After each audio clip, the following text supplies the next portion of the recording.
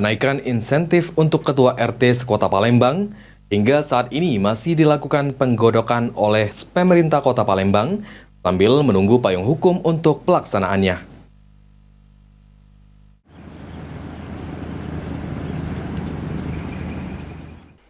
Pemerintah Kota Palembang berencana untuk menaikkan insentif bagi para ketua RT pada Oktober mendatang, yang sebelumnya sebesar Rp600.000 per bulan.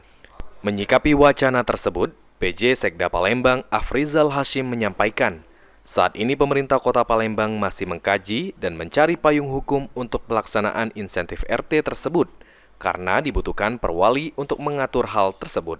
Untuk besaran insentif sendiri, menurut Afrizal masih perlu dikaji lebih lanjut, apakah akan disamakan Rp1 juta atau dilakukan penyesuaian terhadap etos kerja masing-masing ketua RT maupun disesuaikan dengan pendapatan asli daerah yang ada.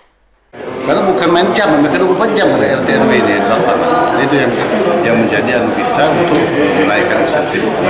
Tapi masih untuk pengajiannya sampai kapan kira-kira? Pengajiannya sampai kapan? ya, insya Allah lah dalam waktu cepatnya lah sebelum November Desember sudah tahun ini. Berarti awal tahun sudah gaji baru, Bu? Nah kalau memang memungkinkan itu bisa diubah atau juga kalau memang karena PJ Wali Kota, PJ Sekda kan tidak bisa merubah perwali.